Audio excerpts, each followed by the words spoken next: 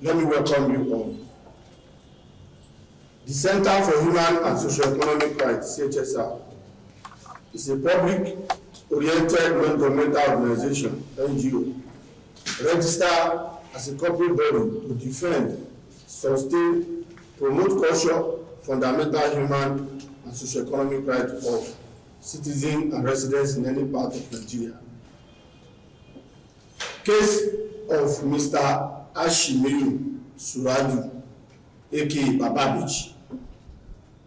As a civil society organization that fight for the common interests of the downtrodden, the poor, the rich, the voiceless and hopeless, and the oppressed Nigerians, few days ago, one Mr. Ashim Suraju, a widower and father of twins, cried to our office to register a complaint against a cyberspace influencer, one Mrs. Tolulope Odegbami, popularly known as Unlawful, using her relationship and connection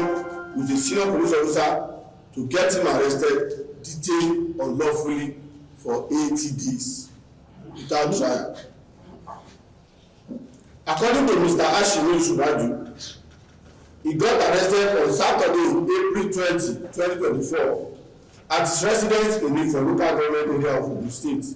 by men of the Nigerian Police Force from Ifo Police Division in Ogun State. His arrest was in connection with alleged murder of his wife death, Mrs. Folusho Ashim, who died on Friday, 19th April 2024, after a brief illness at Ota General Hospital in Ogun State. After Mr. Ashim spent 13 days at Ifo Police Division without investigation, instead of taking him to the homicide department or the state criminal investigation department, state CID in Lagos and Abeokuta, the woman used her connection to transfer Mr. Ashim to first headquarters, Lucedent House, Abuja, where he was detained for over 65 days at Maitama Police Division, Abuja, without access to his family nor trial.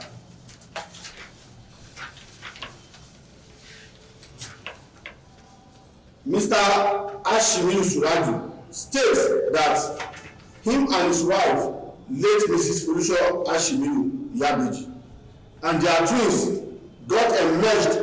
with cyberspace influencers when one Madam Jokotade helped the family to seek for funds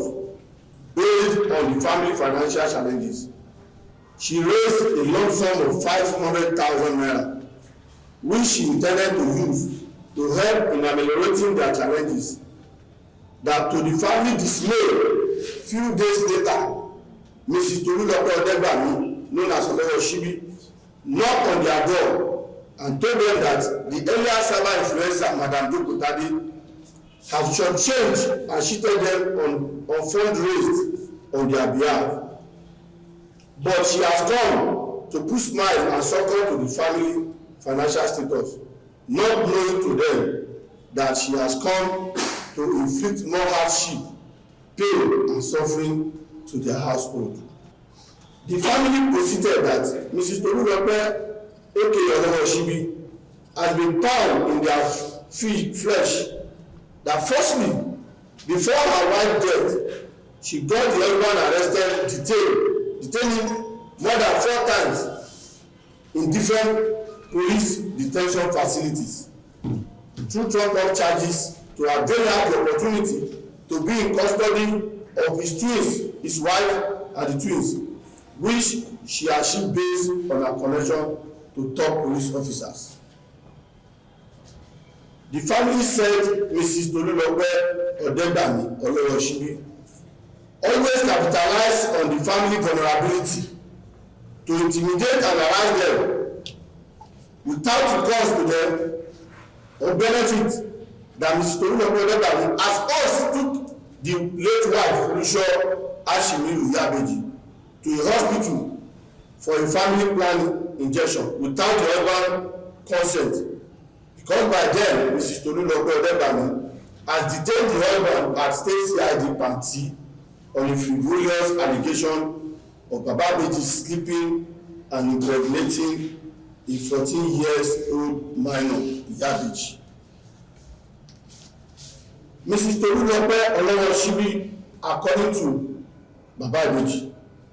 took late Folúṣọ́ Ashim, the Yabeji, and their twins to her personal residence in Ikorodu, where they lived for good 3 months without informing the family or husband. While the family was searching for their whereabouts, not until well-wisher who knew Yabeji saw her. She then narrated her ordeal and collected her husband's phone number to come and call him to come and rescue them from Mrs. Tolulope Odegbami, aka Olawoshibi. According to Baba Ibeji, her late wife gave her a call, which he promptly acted upon to rescue the life of his family without waiting for any backup. And unfortunately for him, Mrs. Tolulope Odegbami Olawoshibi mobilized APC within Ikorodu to beat him to stupor, that he came to her residence to kidnap the twins, but lost mind of him when one of the APC leaders later recognized him as Suraju Baba Ibeji after mercilessly beating, torture and molestation. Mi ò ní ọ̀rọ̀ púpọ̀ láti sọ nípa ọ̀rọ̀ yẹn. Àwọn pọ́ìntì tí wọ́n kàn fi yan fámìlì mi jẹ fún mi kò fẹ́ sọ nípa ẹ̀. Orúkọ mi níta Ọ̀fíìkà Ashim, ẹ̀gbọ́n Baba Ibeji. So Baba Ibeji náà bá wà níbà ní èyí, ṣùgbọ́n gbogbo bọ́n ṣe treat ẹ̀ ní Abuja kò jẹ́ kí ó lè wà níbà wà ní hospital nígbà treatment. So ìyẹn bẹ́ẹ̀. So ọ̀rọ̀ yìí ṣẹlẹ̀ ní láti 2021. Obìnrin kan ló kọ́kọ́ ẹ̀kùn àwọn ìyàwó àbúrò mi yẹn torí ìrídán rí wọ́n rí pé òun ṣe tó ó bí ìbejì, ó wá jẹ́ ẹni tó yẹ pé ó pupa, so nobody tó máa rí tí ò ní ẹ̀pọ̀ ọmọ yẹn. So obìnrin yẹn láti rí ó ẹ̀pẹ̀ ó bá gba owó.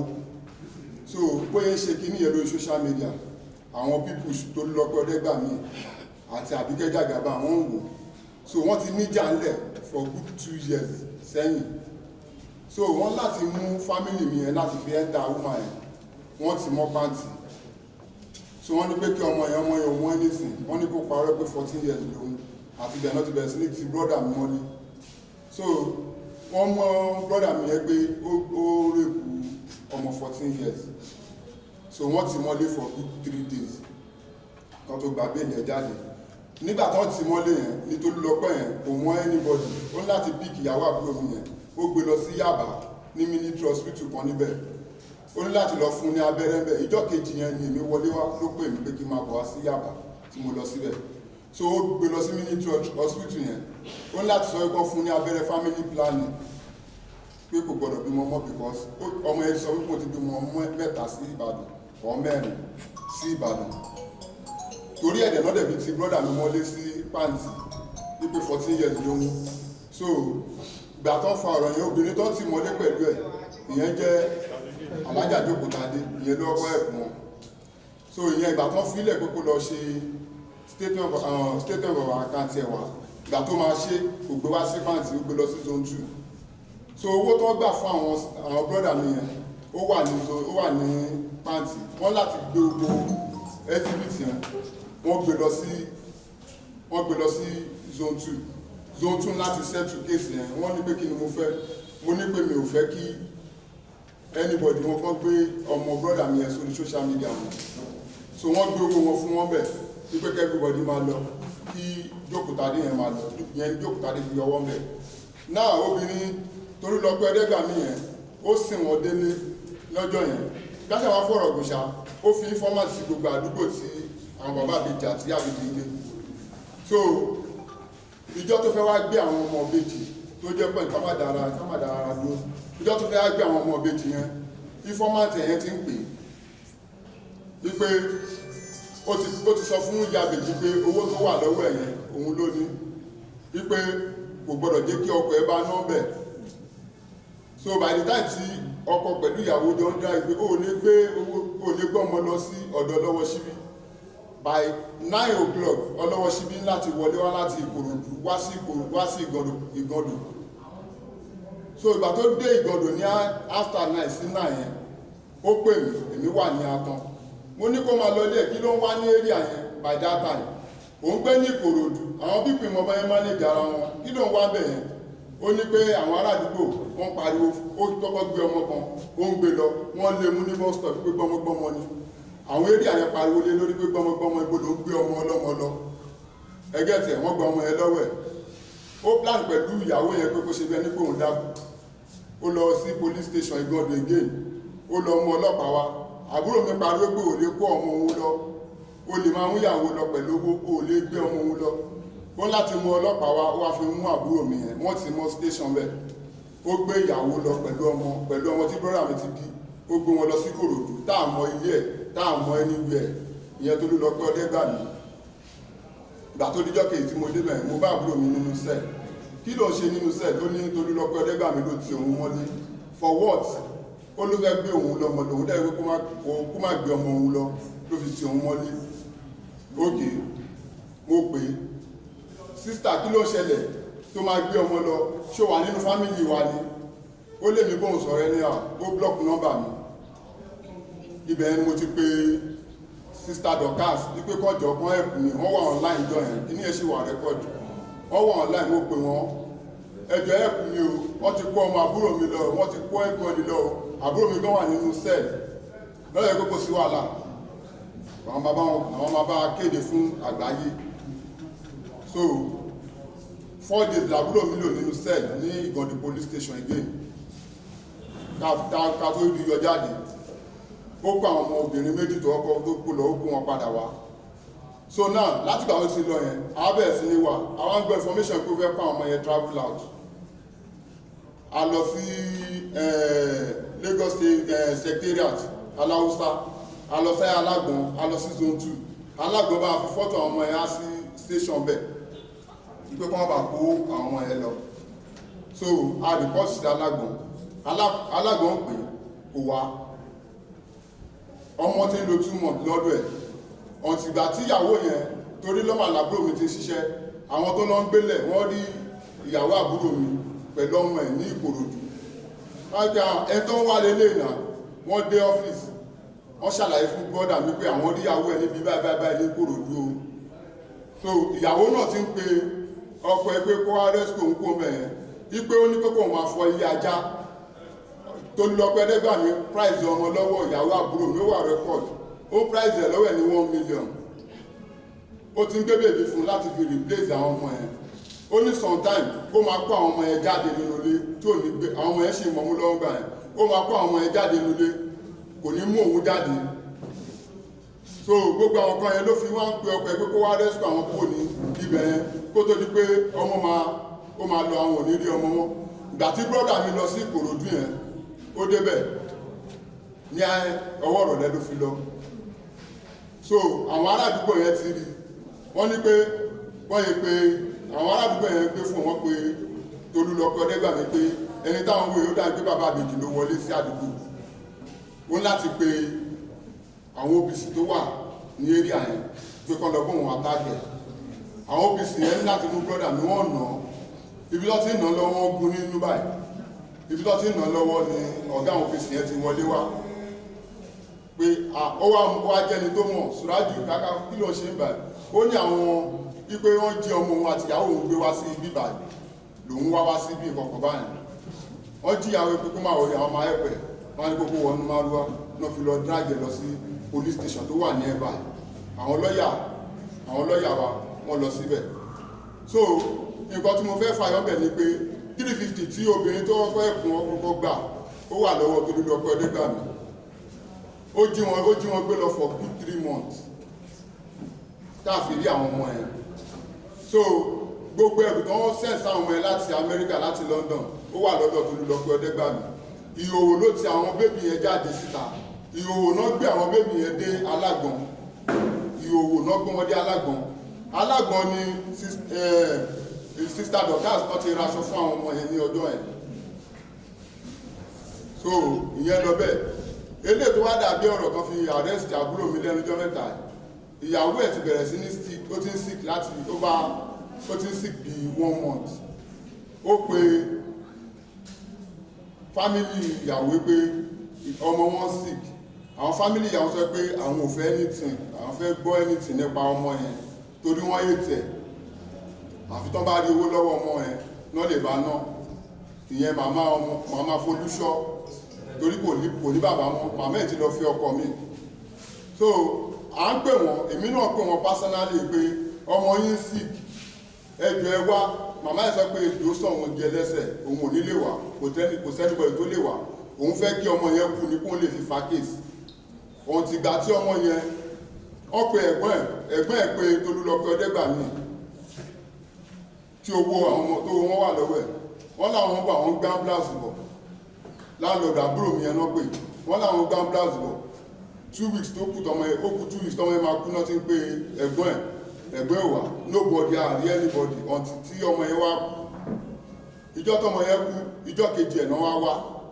èmi náà wà bẹ́ẹ̀ yẹn ìjọ kejì so gbogbo determination wọn gbogbo plan wọn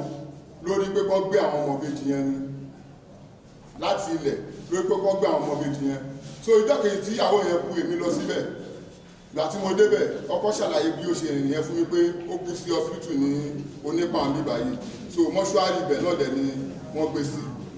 òkè mo ló fàn ìyẹn ti ẹ̀dá bẹ́ẹ̀ tó jẹ́ pé hospital ló kú sí so àwọn family ìyàwó sápá wọn ń bọ̀ mo dúró dè wọ́n títí di after 6 so ìgbà tó di after 6 tí mi rí wọn mo kó àwọn ọmọ ìbejì yẹn kó mbẹ̀ so mo kó àwọn ọmọ ìbejì yẹn kó mbẹ̀ mo kó wọn lọ so mo kó àwọn ọmọ ìbejì yẹn mo kó wọn lọ dídò pé mi ò mọ̀ pé àwọn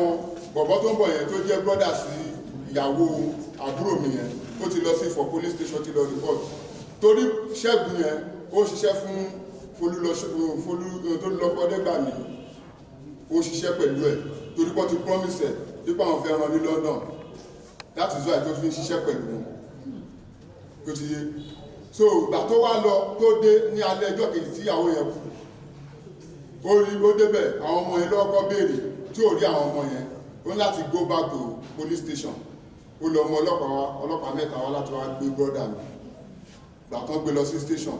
wọ́n á pè pé kí ló dé tó fọlọ́pàá mo ṣe bá díjọ́ sọ̀rọ̀ why ó ní pé tẹ́yìn bá dé station máa lọ mọ ọkọ̀ tó ń ṣẹlẹ̀ ìyẹn ní ọjọ́ kejì ìjọ tí ó fọlọ́pàá mu yẹn wọ́n á ní òun kọ́ sóhun ṣì wà ní Ifọ̀ police station àbíbáwò ó lóun ti lọ sí Ìbàdàn dáàbò tó ti jíṣẹ́ tán ràn so ìgbà tó dijọ́ kejì ẹ̀ ní Tolúlọpẹ́ Ọdẹ́gbàmí wọlé síbẹ̀ yẹn ó ní ọ̀gbọ́dọ̀ gba béèlì ẹ̀ ló lọ́ rìn ní pé wọ́n gbé lọ sí Àbújá mi mọ́ interest Tolúlọpẹ́ Ọdẹ́gbàmí lórí family mi ó fi family mi wọ́n fi ń bára wọn jà torí ìjà ẹ̀kọ́ tí ń jàjà wọn ti pẹ́ kó tó di pé àbúrò mi fẹ́ ya gidigidi pé kó máa bí bèjì so ó ń wò wípé wíwò ní ìjà so wọ́n láti gbé àbúrò mi lọ sí Àbújá wọ́n gbé lọ sí Àbújá wọ́n lọ tí mọ́ Maitama police station bẹ̀ wọ́n kàn jù síbẹ̀ wọ́n kàn dánpẹ̀ síbẹ̀ so ó ròyìn gbogbo sọ́bà tó sọ́bà orí ìkúnlẹ̀ bá lọ́kùn òun wà sẹ́ẹ̀lì yẹn ó ní kò tóbi rárá àwọn dẹ̀pọ̀ ńbẹ̀ kò sáyà àti sùn orí ìjókòó lòun wà áìdá kí wọ́n dúró àdúgbò kó wà lórí ìjókòó òun wà síbẹ̀ so mi mọ́ interest lórí family mi láti máa family mi bá yàn jà family mi bá yàn jà ó fi àwọn ọmọ ìbejì yẹn mi mọ́kọ́ tó fẹ́ gbà lórí àwọn ọmọ ìbejì ẹjọ́ tó lọ lọ́n kọ́mọ Nàìjíríà kí ẹjọ́ kẹgbà mi kẹ ṣàánú mi àdónú mi mọ́kọ́ tó mi mọ́ interest nínú family mi láti máa family mi máa bá ara wọn jà kó wá explain bí bàbá àbèjì ó ní bàbá àbèjì àti sister Dorcas ló jọ pa ìyàwó ẹ̀ sister Dorcas tó dẹ̀ ń ràn wọ́n lọ́wọ́ tó fún wọn nílé ní ìfọ̀nbẹ̀ yẹn láti máa gbé London ló wà kò sí Nàìjíríà kò fojú rí báyìí kò rí wọn rí báyìí for one day bàbá àbèjì for today ilé ní ìtòmọ̀ kò tí ì fojú rí sister Dorcas lójú báyìí kí ni interest sister Dorcas láti fẹ́ pa ìyá àbèjì ṣé òun ló máa jẹ́ pé owó ẹ̀ lékún sí ni ẹni tí ò rí rí tẹ́ni pé òun ló pa ìyá àbèjì so wọ́n láti lọ fún àwọn family ìyá àbèjì ní 2,000 3,000 wọ́n lọ yẹn tàbí wọn pé kọ́ bá kà wọn ìyẹn Tolúlọpẹ́ Ọdẹ́gbàmí àti Àbíkẹ́ Jagaban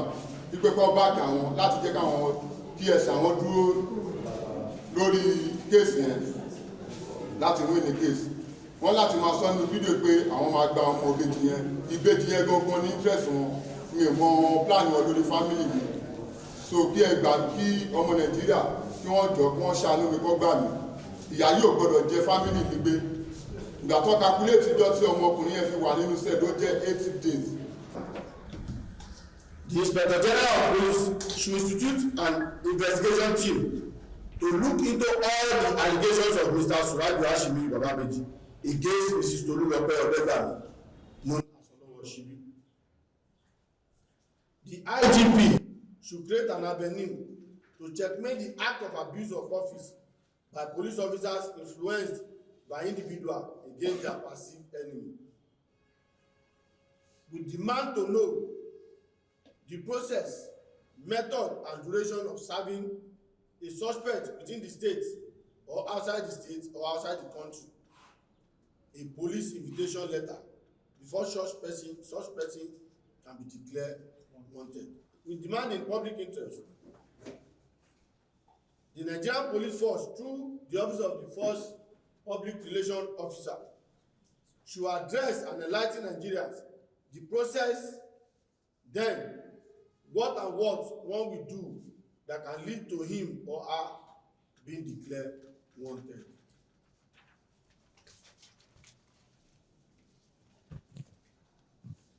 For avoidance of being partisan and to see justice served, the Inspector General of Police should use his good office and person to step down the wanted order on Dorcas Adeyinka to avail her opportunity to honor police invite without being harassed or embarrassed. We hereby demand that the Nigerian Police Force should tender its unreserved apology to Mr. Suraju Ashimi Bababeji with compensation for unlawfully detaining him for the period of 11 weeks without trial or proper investigation.